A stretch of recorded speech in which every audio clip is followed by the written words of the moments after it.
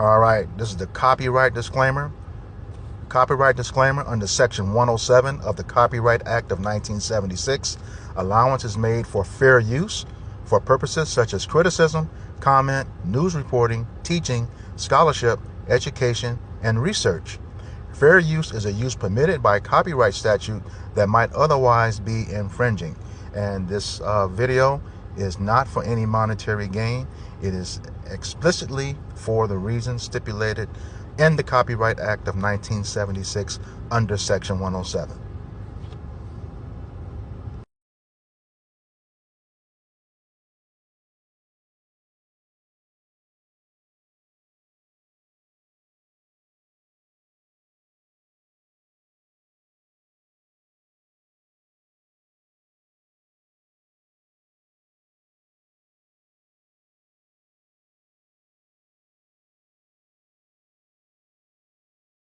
On September 21st, 2011, the state of Georgia executed Troy Davis despite evidence of his innocence.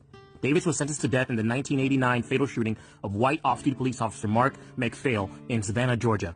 Supporters of Davis, including the NAACP, Amnesty International, President Jimmy Carter, and Pope Benedict XVI, had been encouraged by a 2009 U.S. Supreme Court ruling allowing Davis to present evidence of his innocence in court. But when the federal trial judge denied relief, the Supreme Court refused to review the case and execution date was set. In Georgia, the State Board of Pardons and Parolees, not the governor, has exclusive authority to grant clemency. 2 days before Davis' scheduled execution, the board held a full clemency hearing and heard statements from Davis' attorneys and supporters, prosecutors, and the victim's family. By that time, 7 of the prosecutors' 9 key witnesses against Davis had either recanted or backed off their trial testimony, while new witnesses had come forward to give sworn statements that a different person had confessed to the shooting. The new evidence of Davis' innocence was so compelling that 3 of the original jurors who sentenced him to death in 1991 urged the board to stop the execution. In addition, more than 600,000 people worldwide signed petitions supporting clemency and expressed concerns that executing a man amid so much uncertainty about his guilt would deeply undermine the public's confidence in the justice system. Despite these developments and broad-based support, Georgia's Board of Pardons and Parole denied clemency on September 20, 2011, clearing the way for Troy Davis to be executed that next day. In his final words, Davis professed his innocence, expressed condolences to Officer McPhail's family, and expressed appreciation to his family and supporters. Davis was executed by lethal injection on September 21st and pronounced dead at 11:08 p.m. He was 42 years old.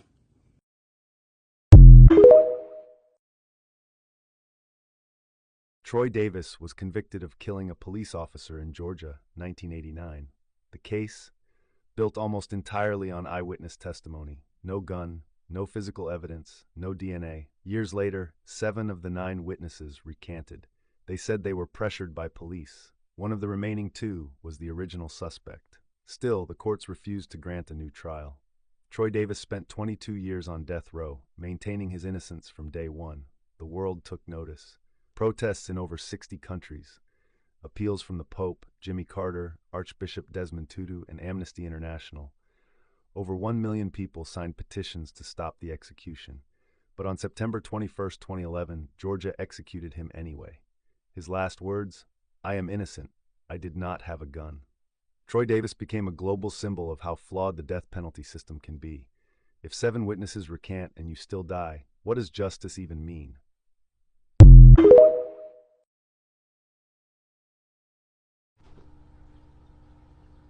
All right, Shalom.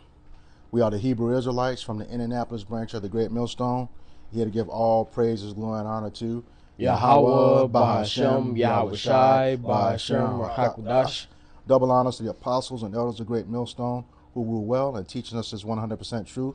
Salutations to them and our fellow Akim who labor in this truth week in and week out on the highways and byways. Also salutations to the hopeful elect of the scattered 12 tribes of Israel scattered to the 4 corners of the earth, who are also your so-called Negroes, Latinos, and Native Americans, and the Israelite foreigners. To you, we say Shalom. Shalom. All right, we'll just get right into it. This is our 144th edition of our camp series called For Thy Violence Against Thy Brother Jacob. And the article today is coming from EJI, which is the Equality Justice Initiative. And what it is, it documents every date of the year atrocities that has happened to Jake throughout the history here in the United States. All right, and the topic we have today is discussing Troy Davis, who was executed in Georgia despite evidence of innocence. All right. This happened on October 21st, 2011.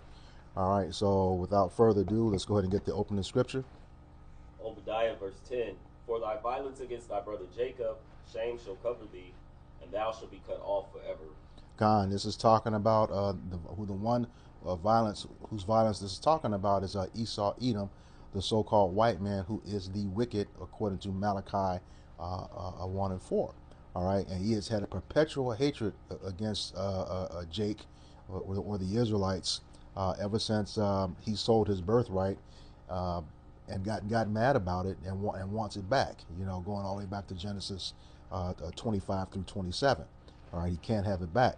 So since that time, you know, he has wanted to slaughter Jake and has been doing it. You know, because we transgressed the law. You know, we're here in our land of our captivity. With him as our enemy, he has had us in captivity for the longest. You know, going all the way back to the Greek and Roman captivities. We took over during the Dark Ages after the fall of the Roman Empire. Okay, and then he came back during the Renaissance period. But even though he didn't have us in captivity in any other captivities like Egypt and Assyria, you know, he had a hand in Babylon. He had a hand in our demise. You know, destroying our temples. You know, after the Babylonian captivity. All right.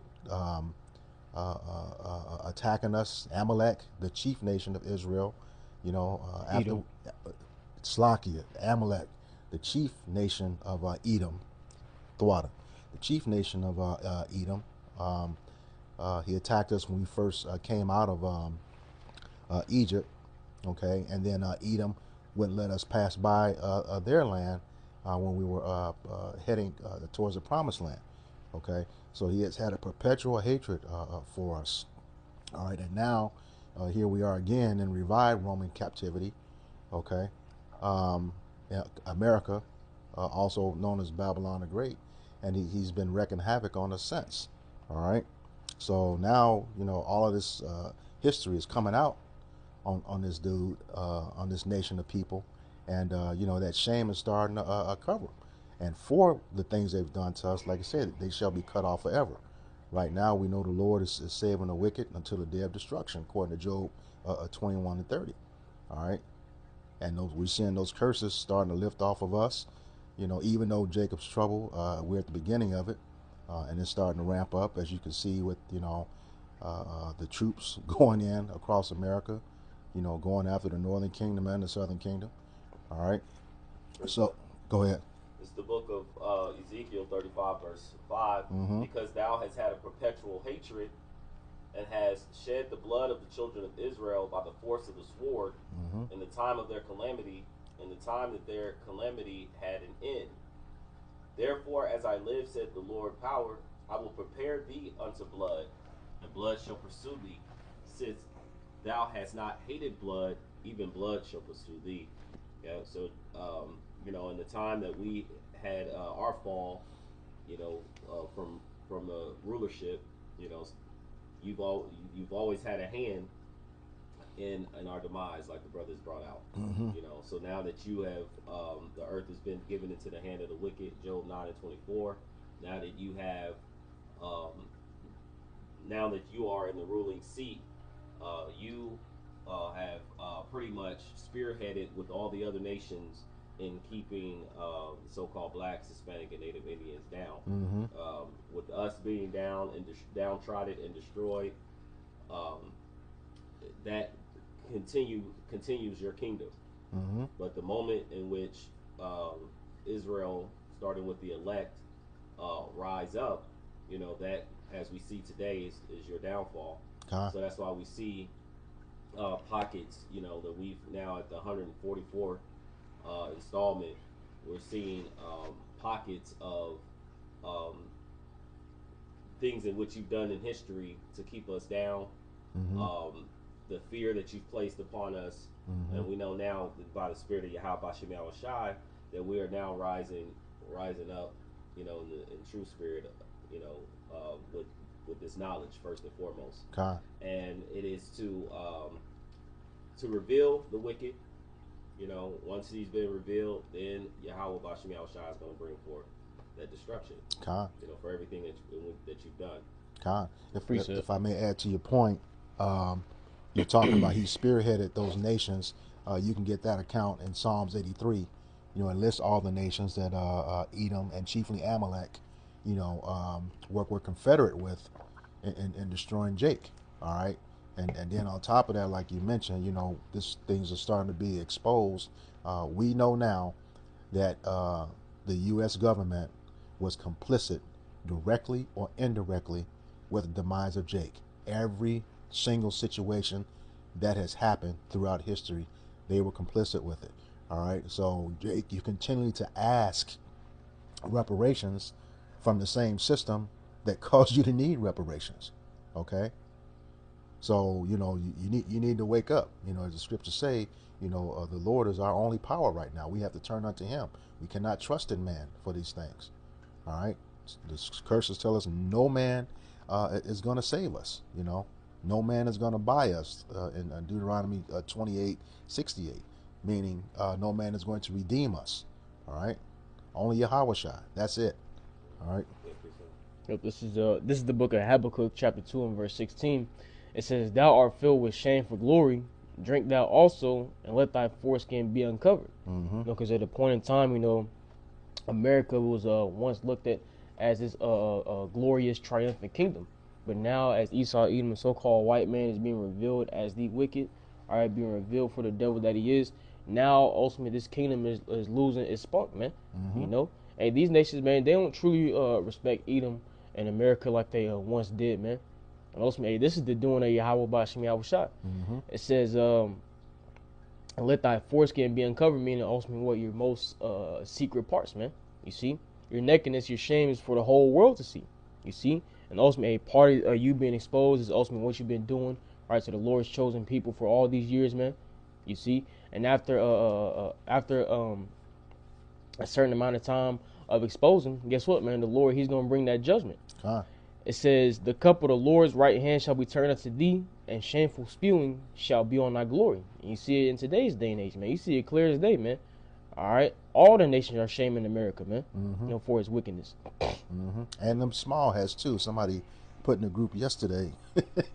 They would try to walk out, and everyone was just, you know, cussing out Amalek. You know, your so-called Jewish. What was that on Twitter? Somebody put in a group yesterday. Yeah. Hey, like he said in the same chapter, Obadiah 1 and 2, he says, Yahweh Bashem Yahushua says, "I've made you small amongst the heathen. Thou art greatly despised." Yeah, everybody's starting to hate y'all. They're seeing what you're all about. You know, you're not the chosen people. All right. And Khan. Yeah, this is the book of Isaiah 47. Just getting straight to the point.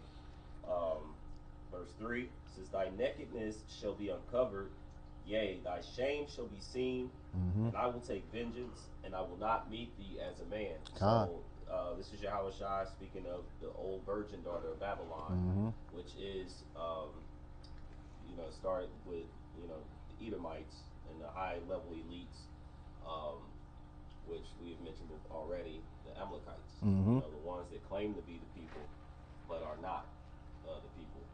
And of course, we're seeing, just like the brothers just brought out, they're actually coming forth, of all the wickedness that they're actually doing and how they're pushing affliction upon people. Just even going back to look at what's going on in Gaza. Then looking at the fights that's going on with Iran. Mm-hmm. And who else did they just get into? Yemen. Yemen. Who else? Yeah, because they killed their minister and his whole cabinet. Yeah, and so recently. Mm-hmm. And so as a part of that, it tells us in our apostles and elders that brought out, the least of the flock shall draw them out. Mm-hmm. It's going to bring in America every time they're fighting. America's been in the process of it. Yeah. And helping in some way. They're finding out that all the funds, which is uncovering that all the funds, people are now realizing that a lot of things have been sent overseas to that nation. Mm-hmm. Billions upon billions of dollars, while the infrastructure of actually rotting. Con. You know, and Con. so that's part of them being uncovered, and people are going to be mad. They're going to be angry in the streets Con. for all the things that are that's happening for their benefit. Con. Oh, and to your point, you know, it has been discovered too. A lot of the states are starting to fly the Israeli flag along with the U.S. flag. Yeah, yeah. I just saw that yesterday. Florida, even license plates. Yeah, I think they're even putting patches on their army gear, certain gear. Mm-hmm. I don't know if it was the army, if it was the ISIS or one, but I heard that as well. Yeah. Oh, was it?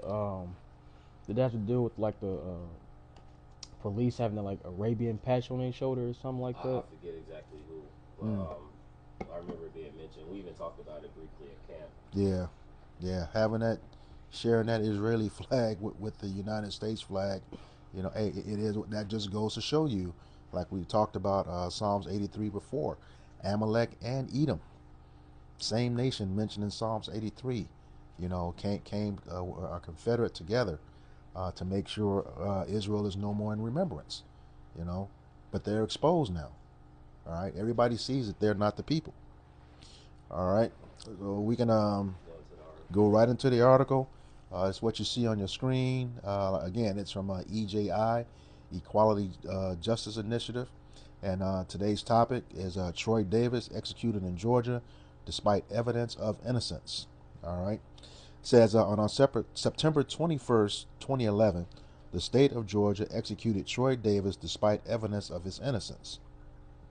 Mr. Davis, a black man, was sentenced to death in the 1989 fatal shooting of a white off-duty police officer, Mark McPhail, in Savannah, Georgia.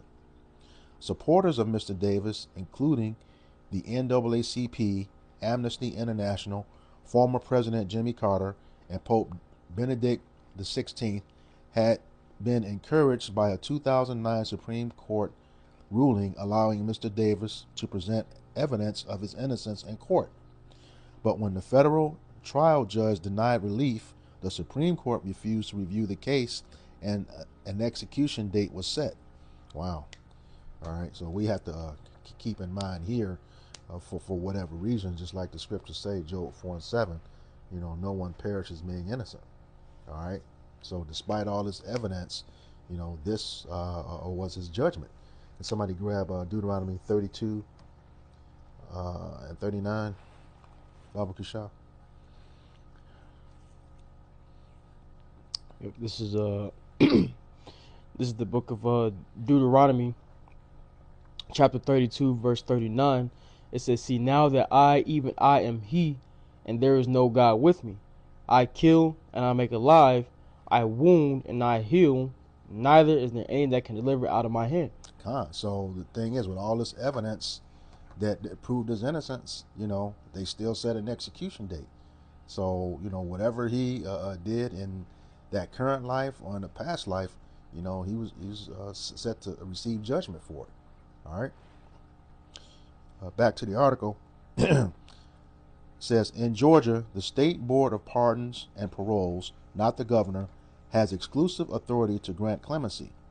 2 days before Mr. Davis's scheduled execution, the board held a full clemency hearing and heard statements from Mr. Davis's attorneys, supporters, prosecutors, and the victim's family. By that time, 7 of the prosecution's 9 key witnesses against Mr. Davis had either recanted or backed off their trial testimony, while the new witnesses have come forward to give sworn statements that a different person had confessed to the shooting. Man.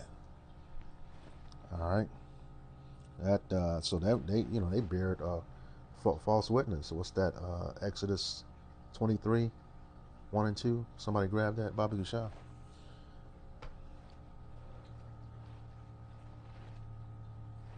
Exodus, you said 23. Yeah, verses 1 and 2. Exodus 23 verses 1. It says, "Thou shalt not raise a false report. Put not thine hand with the wicked to be an unrighteous witness." So when they gave those original testimonies, you know, they pretty much lied. All right, to come back and change that, if you were so certain of what you were saying before, you wouldn't come back and recant it. Okay, but that's the whole thing, with our history over here. We showed you in several stories. All it took was an accusation to get Jake sent to the spirit world. All right, that's all it took. All right, you go ahead. Next verse. Yeah. Verse 2. Thou shalt not follow a multitude to do evil, neither shalt thou speak in a cause to decline after many to wrest judgment. And that's exactly what happened with all that evidence. The people that had the power, still, set forth an execution date, despite all the evidence. And this is just the thing with Jake. So it, speaking as a man, as tough as something like this is to see when you know the scriptures.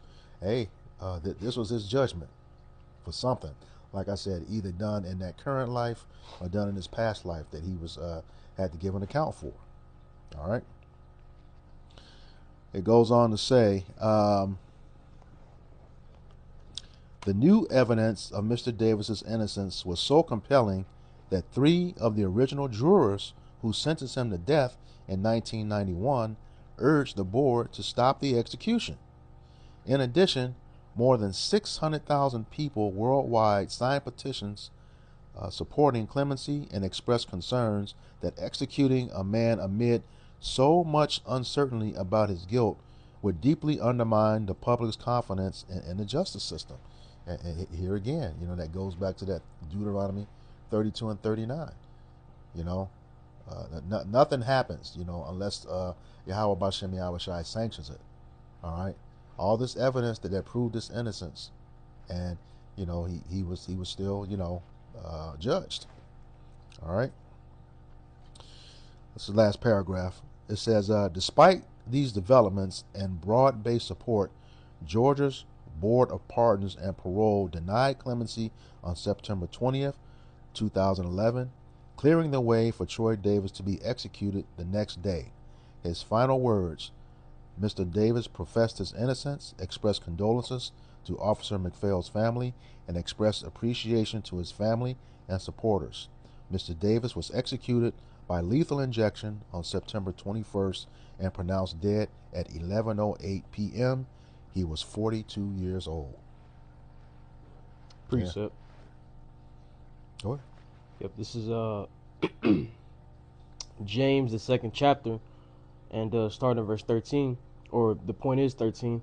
It says, "For he shall have judgment without mercy that has showed no mercy, and mercy rejoiceth against judgment." You see, and as we just read, all right, this individual was denied clemency, which clemency is, mercy, lenience. So ultimately, going to show that ultimately, when it comes to Esau, Edom, the so-called white man, and mercy, all right, they don't go together, man. They're incompatible. All right, because ultimately, when it comes to you, Jakes, man, all right, Esau, Edom, the so-called white man, has no mercy. And especially as we was reading the article, it was one of their own that was killed. You know how Esau get about that. Yep. So, hey, because Esau, Edom, the so-called white man, has showed no mercy upon the nation of Israel, guess what? Therefore, he's the only nation that's not going to receive any mercy. Mm-hmm. And you read that in the Jonathan Compact Bible Dictionary concerning Edom. Said that he's the only nation or the only neighbor of the Israelites not promised any mercy from Yahweh by Shem Yahushua. Mm-hmm. Right, which what the book of Obadiah supports that. Right, Amos 1 and 11, Ezekiel 35, as Brother Barah read earlier. You see? So Esau has a thing for not showing any mercy. So, hey, he's going to experience what that feels like, man. Yeah, he did. Like you said, though, he was one of his. They definitely show mercy to their own. There's been plenty of times where you had mass shooters who were armed. If they didn't take themselves out, there's clear video evidence that Esau will either talk him down, and or take him into custody unharmed.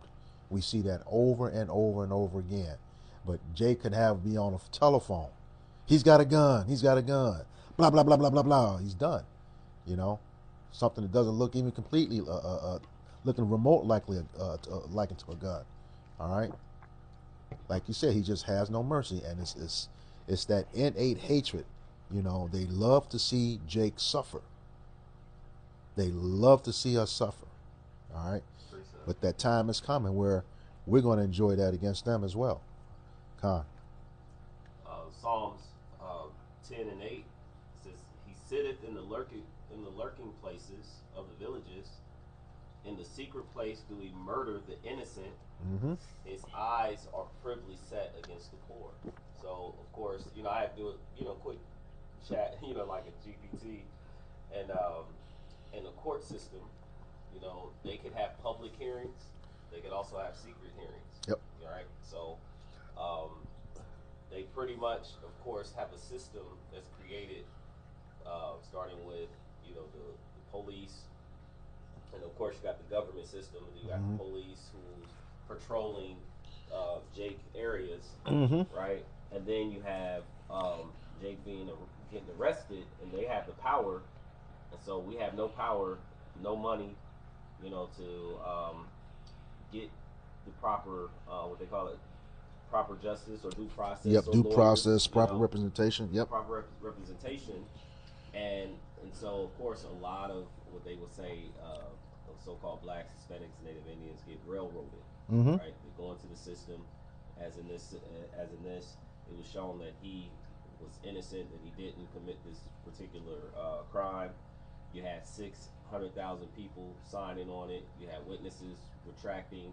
You had even jurors who actually had second thoughts about it, Mm-hmm. and spoke up. That were all signs, like brothers that you were bringing out, all signs to put a halt on anything. Yep. But we now see that the power is in their hands. Yep. Okay, and one more scripture. So when they feel that they have an intent to do something, they just push forward, regardless of what the majority of the public Mm-hmm. say.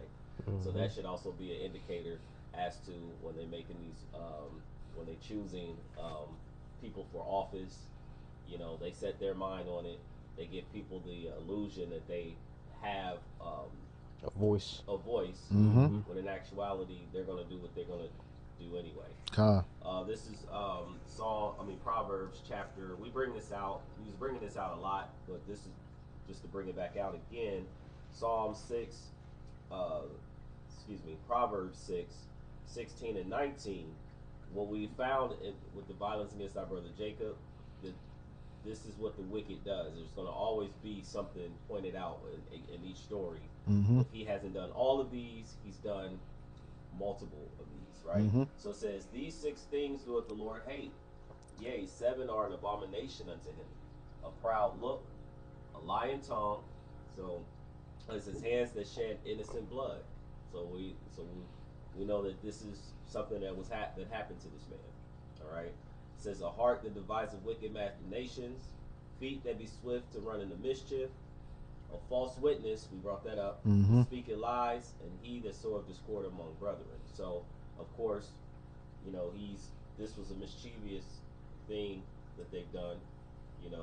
They had witnesses that came and they falsely testified against him.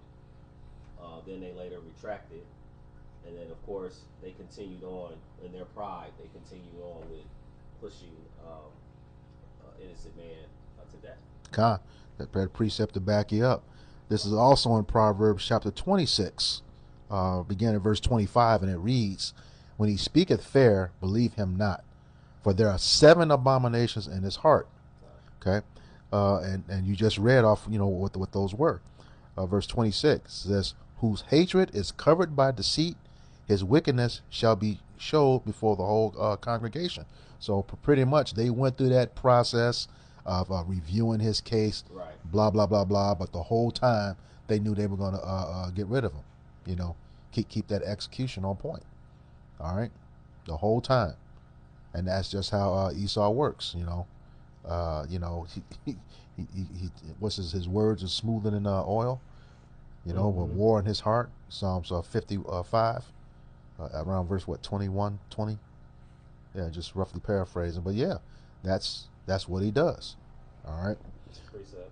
go ahead. I had one after you too. No, go ahead. Oh, okay. This is You got one more we can end on. You got one?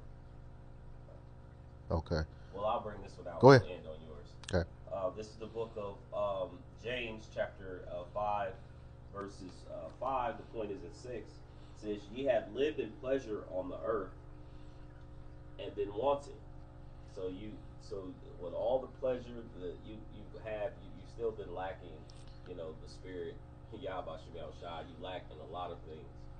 Um, and in your wickedness, you've been pushing forth, which has allowed you to be, and to increase your pride, because the Lord has not brought forth an ultimate judgment on the nation as a whole. He says, so you've lived in pleasure on the earth, and all the things in which Esau could have been doing with his time on the earth, he's used it to do complete and utter wickedness. It says, the thief cometh not, you've stolen land, thief cometh not but to steal, kill, and destroy. And that's what that you've done, all right? And you've always made a point to double back. Whether you go out to other nations, you've always made a point to double back on the children of Israel. All right. So it says, ye have nourished your hearts as in the day of slaughter. Verse 6, ye have condemned and killed the just, and he doeth not resist you. And so, of course, we know that your time is up, and as you're nearing your close, we're going into that Revelation 12 and 12, where you're coming down with great wrath, because you have but a short time. And of course, you're going to be looking to come after the just. Starting with you're going to be trying to get your hands on the elect, but of course, in the process of all of that, 2/3 of our people are going to be caught up in the bloodshed of all of it. But overall, you're going to get your vengeance is going to be placed back upon you. For all the things in which you've done. That takes us right into this. This is the book of Psalms, chapter 94, beginning at verse 20, and it reads, Shall the throne of iniquity have fellowship with thee, which frameth mischief by law?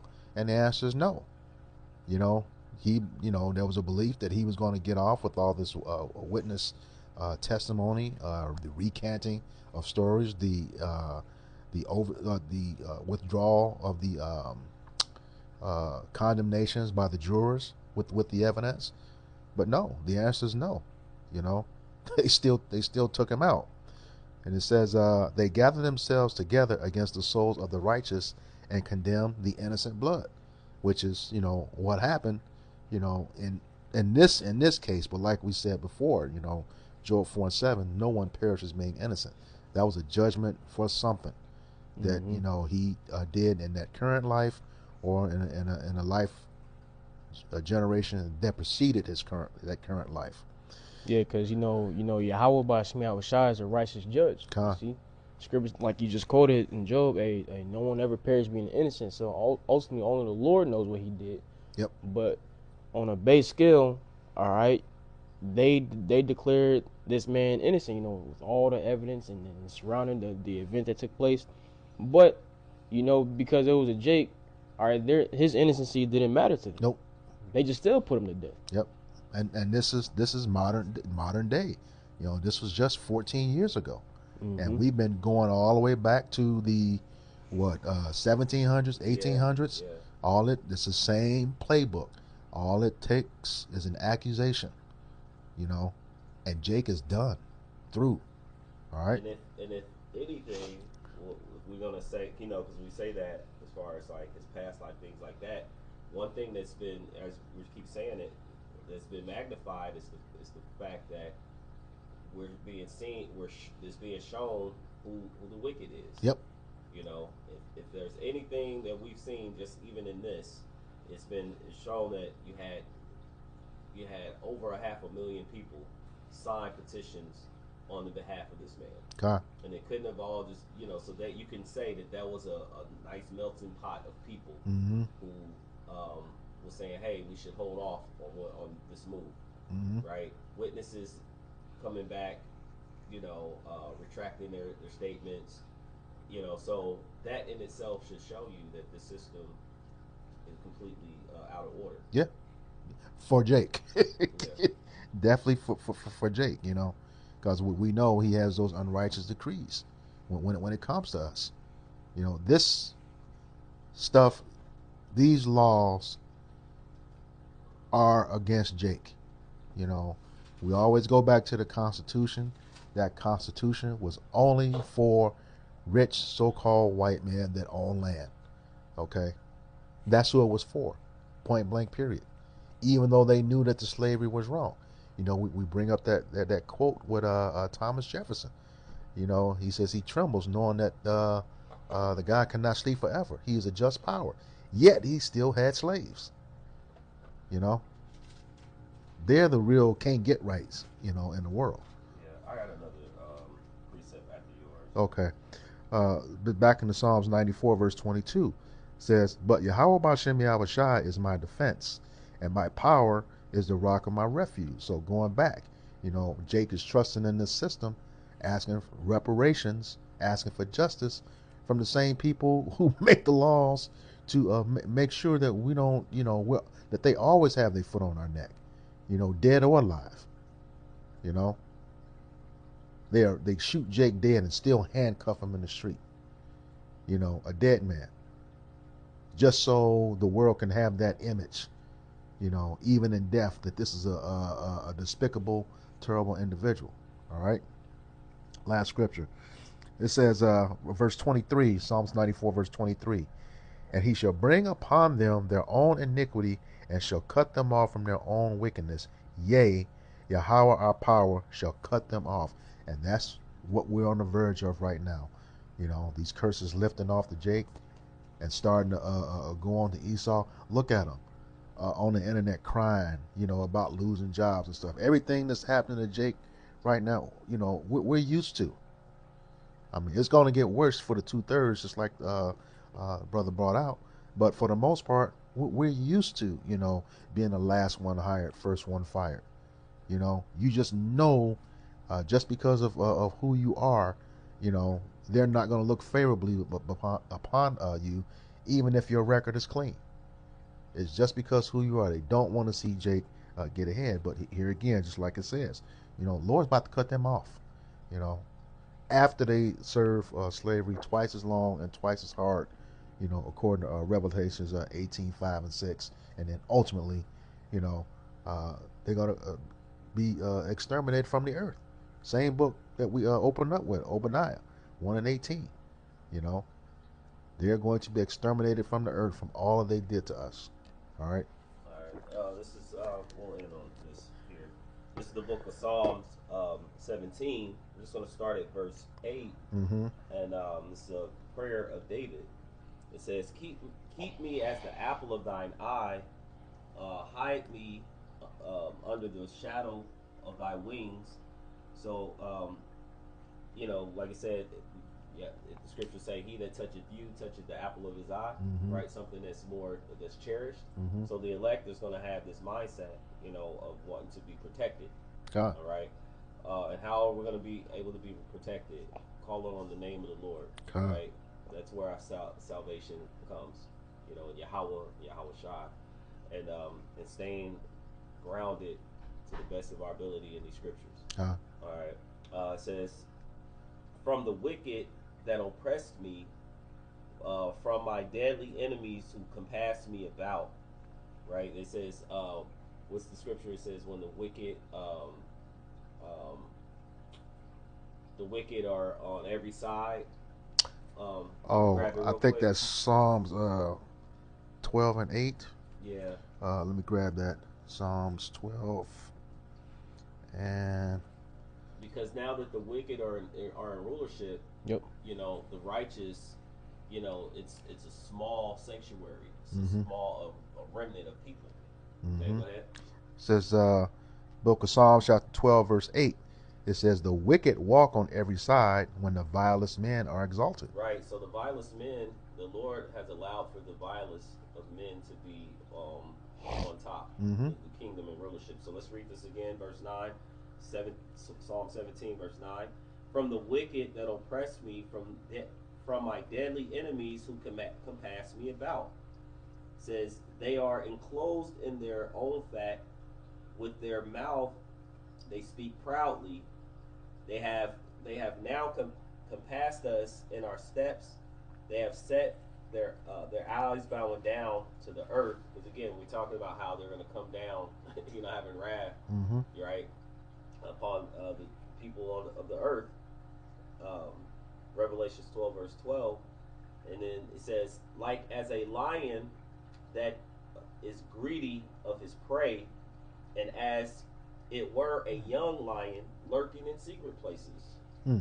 Arise, O Lord, disappoint him, cast him down, deliver my soul from the wicked, which is thy sword. Mm-hmm. So the only way we will be delivered is by the mercy of Yahweh Hashem Shai, because Mm-hmm. he controls him. And we bring this up also in Romans 13 and 1, where it talks about, if you're doing well, if you're doing wickedly, he's going to use the sword. Mm-hmm. He's not going to use it in vain. But if you do well, then he'll keep us from that. Mm-hmm. Roughly paraphrasing. Mm-hmm. Yahweh Shai. God. Any other scripture? Well, yeah, I just wanted to back you right quick. End off your last statement. Okay, I'll go ahead and get it. This is Proverbs 16, and I believe it's 9. Slakia, Proverbs 16, verse 7, just to back up your point about that Romans 13. And it reads, when a man's ways please the Lord, he maketh even his enemies to be at peace with him. Mm-hmm. Yeah, so, as long as we, stand on the straight and narrow, we know that vengeance is the Lord's. He will repay. He will give the recompense. We're not supposed to be going out, and taking on Esau. The sword is his blessing. Okay? This warfare is spiritual and not carnal. Okay? And then the elect understand that. When you mentioned at the beginning, David, the head of the elect. We need to be taking his lead. All right? Yeah, and he'll set up a standard. That's also too, when the enemy shall come in like a flood, Mm-hmm. he'll lift up a standard. All right? So in other words, he'll make a way for us to get out of it. Whether it be spiritual powers or cloaking, some type of covering that we will be protected. Mm-hmm. But we have to first believe it to be. Anything else? That's it. So with that, we hope that this lesson was edifying, uplifting, exhorting to the elect body of true believers in Yahweh Bashim Yahushua. Before we end, we'd like to give all praise, honor, and glory to Yahweh Bahashem Yahushai Bahashem Hakadash. Double honors to the apostles and elders of Great Millstone. Peace and salutations to the hopeful elect scattered throughout the four corners of the globe. Until next time, all those listening and learning to you, we say Shalom. Shalom.